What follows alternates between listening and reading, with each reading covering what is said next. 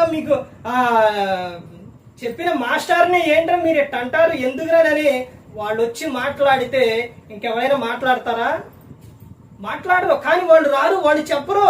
పిల్లల పనికిమాలోళ్ళు అయిపోయినా పర్వాలేదు, ప్రసంగి 7:17 అధికముగా దుర్మార్గ పనులు చేసి బుద్ధిహీనంగా తిరిగి నీ కాలానికి ముందు నువ్వెలా చనిపోదువు? అలా చేసిన వాడు, గురువుకి ఎదురు తిరిగిన వాడు, అలా తప్పులు చేసిన వారు వాడి జీవితంలో ఆనందంగా ఉంటాడా, సంతోషంగా ఉంటాడు? ఒక్కసారి ఆలోచించండి. వారు ఇష్టవిడిగా తిరిగేసి తాగేసి వాడి జీవితంలో ఆనందం ఉంటుందా?